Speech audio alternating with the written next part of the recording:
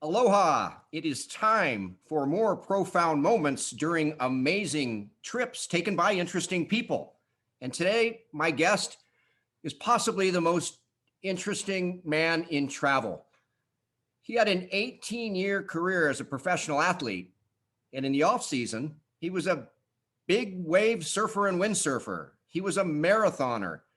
And when his body started breaking down years later, he became a travel writer and a spokesperson for an entire industry. His friends and his family simply call him Jet, which seems appropriate. And so I'd like to welcome Jet, and please tell me where you're coming from. Are you there? Hey, how are you doing today, bro? Doing well, doing well. Great to see you, Jet. Thanks for making Hey, time. great to see you, Jim. Oh, John, right? It's John. It's Sorry about John. It's that. John. I know. Yeah, Yeah. yeah.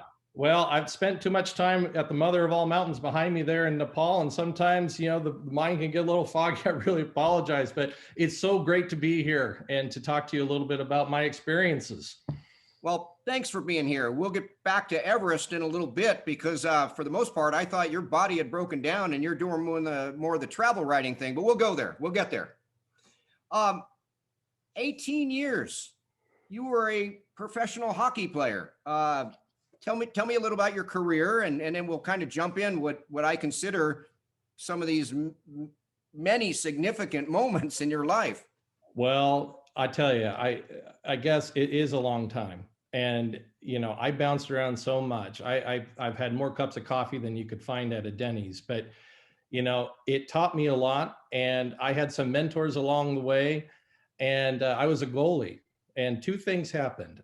I was a goalie, and I bounced around, and it was in 2009 in New Jersey, just having a cup of coffee, almost literally, but also career-wise with the New Jersey Devils. And I got some really good advice, and that was, if you take too many pucks, you're going to run out of luck. And with a goalie, that is wisdom. That is a pearl of wisdom, I tell you. So I always kept that in mind. And then as I kept moving around, I played a little bit in Las Vegas most recently, and bounced around in the WCHL as well. One thing that occurred to me is a goalie. I'm there to protect someone else's goal. Someone is trying to shoot that puck into my net. I got to protect it, but it's their goal, right? And I realized that I need to turn that on its head and start thinking about my goals, right?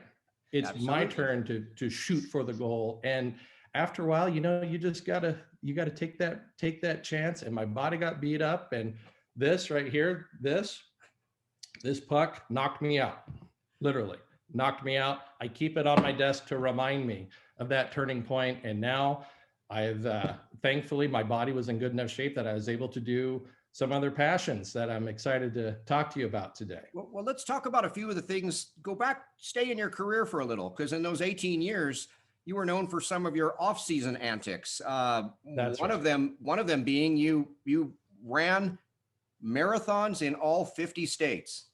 I did. I ran marathons, and it took obviously a very, very long time with the training and everything. But as I was getting older and my body started breaking down, it was becoming a little bit more difficult to do those. So I decided, what's the best way to put a challenge on myself, and to also make it interesting. I call myself one of the most interesting people in travel because I try to find interesting things to do. So, first of all, I respect anyone that can run a marathon. Anyone that can run that far deserves deserves more than a pat on the back. And my love of running actually started at high school. And I was known in high school as the best third leg of the mile relay. And they give an award for that called the bronze baton. And I won that 3 years in a row, actually. I got 3 bronze batons from my sophomore, junior, and senior years on the mile relay team. And that's an important leg of the relay. But I digress. But after I got done running all 50 of these marathons, I decided, what's the best thing to do? I'm going to try to find other kinds of marathons. So have you heard of the Bangor, Maine Shopathon? Tell me more. Did you even know that Bangor, Maine is only about 35,000 people, capital of the beautiful state of Maine. And what they do is they provide you a unique shopping list, and you literally have to shop for all these unique things. The Chamber of Commerce puts it on. They call it the Bangor, Maine Shopathon. And you have to go from location to location in order to find all these items. And when you're done with that, you can go down to Key West and do the Jimmy Buffett Margaritaville sponsored Relaxathon. And the Love it. Relaxathon is kind of the opposite, where you just try to chill out and relax, and you kind of go like this.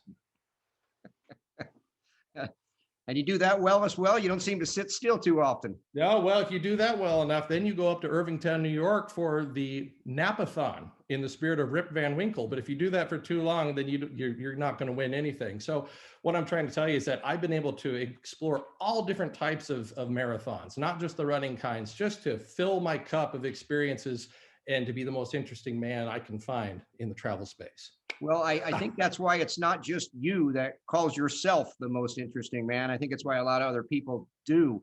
Jet, one of the other things that just fascinated me is the big wave surfing and windsurfing that you do. Let me pop on a clip here that I've got. Yeah. I found one from when you spent some time on Maui. I wish we would have known each other then, but I'm going to play this here. And I haven't seen. Oh, where did you find this clip?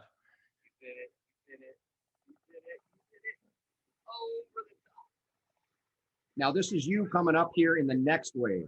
Yeah, right? Yeah, I remember this trip. There were so many people out there, but the water was so good. Yep.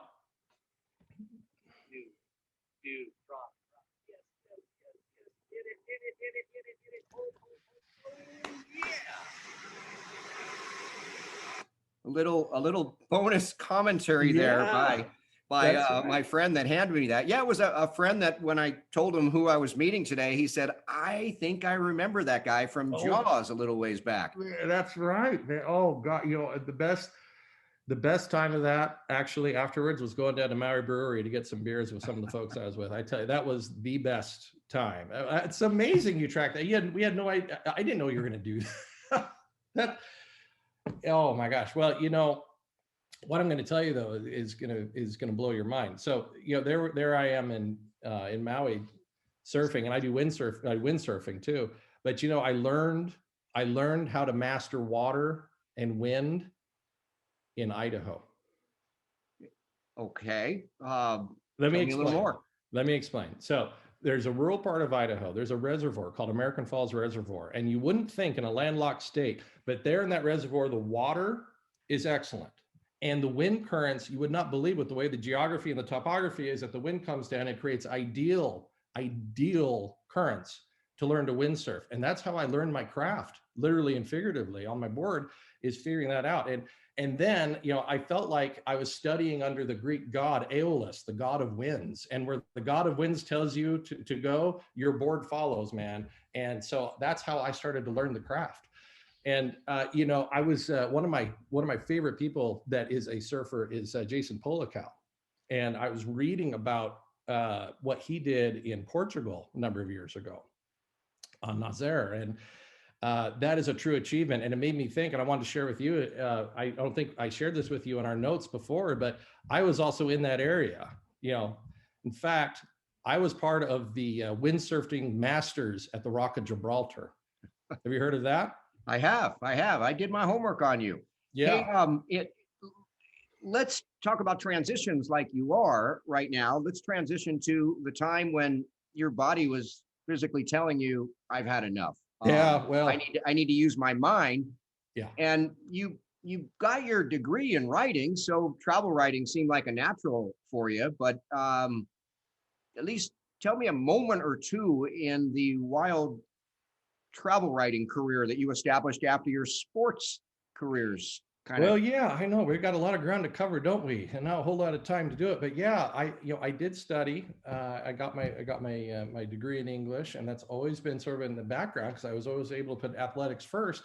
But yes, as my love for travel enhanced, I was able to get writing assignments, just little ones here and there for regional travel publications. But then those started getting more and more, and writing for things like Smithsonian and New York Times and the like. And, one of the most interesting things about that is being able to balance. And I know you're a writer as well. And sometimes, you're physically in Africa trying to write about a safari, but you're editing a story that may have been in Machu Picchu. And then you're pitching the next place in your mind that could be Burma. And that kind of stuff I love. And, what I was able to do, John, was, I read the work. Have you read Bruce Radcliffe before? But yes. Yeah. Well, Bruce, the tourism therapist from Yeah, he's a London. tourism Yes. therapist. Bruce Ratcliffe, he has this mindset of called being present travel. And what that means is you be the journey of where you were, you live the travel of where you are, and you dream the adventure that awaits. And if you can do those three things, you're able to multitask like no other. And then on top of that, I took a 6-month study at the Sirius Institute in Stockholm, Sweden, so I could focus that much more to be able to master this. So right now, in fact, I've got to edit, I can't see this, but I'm editing a piece right now of living history about coelacanths off the coast of Madagascar, a piece for Smithsonian. But I'm working on that as well as pitching my next story about going to Cape Cod and then doing another story about Banff and a film festival. But it's because of Radcliffe's work that I've been able to compartmentalize and be able to do all those things at once. Well, what I'm learning in a hurry here, Jet, is that I'm probably going to need you back on the show because it seems like each one of these parts of your career could be a separate episode. But because our time is tight, I do have to ask you, tell us a little more about how you evolved to somewhat become a leader of the travel industry, a spokesperson, a person well known on Capitol Hill for making strong arguments on behalf of the travel world. Yeah, you may not know this, but the U.S. Travel, of course, is the major organization, and they do wonderful work. But all my travel writing led me to do a stint with the U.S. Travel Commission, and people don't hear about that one as much. They sort of fly under the radar, and there are a bunch of passionate folks like me that work on Capitol Hill and try to galvanize support for the travel industry. And I worked so hard and came up with a program called The Passion of Travel, which you may have it's been repurposed a bit as the power of travel by U.S. Travel, but it started as the passion of travel. And of course, hey, kindly, when then someone takes an idea and improves upon it, you're happy with it. But I was part of that to start the passion of travel with the U.S. Travel Commission, which the U.S. Travel then took the power of travel. But I tell you, it run me ragged. And finally, just do the policies and everything, I had to get out of there. I was not suited for being in policy and doing that kind of work for very long. Well, Jet, you've done a lot, but I got to ask you something really important. I have this thing that I do both on the show and in life, and I evaluate people on what I call the truth quotient. Okay. Take someone like Abe Lincoln. He gets 100. Whatever he says is pretty much the truth. Yeah. And if you're a forgetful person, you might get 10 points off. And if you're a embellisher or an exaggerator or a big storyteller, you might get 10 or 20 points off. If you're a politician or if you're from New York, or you might get 30 points off. So anyway, the scale goes from 0 to 100. Okay. In your life, you've done a lot. But how much of that is accurate to a T? Where do you put your number on that scale? I tell you, John, we are going to be talking about some new math today because of everything that I've done and that I've told you about. It's just going to completely flip the scale a bit. Okay, could you tell me a little more? Well, I'd say using the quantifier that you're talking about, my truth quotient is somewhere between -326 and -822. There is no negative. Are you trying to tell me that a few of the things you've told me today aren't true? Well, I don't know necessarily about that. I've had a good time regardless.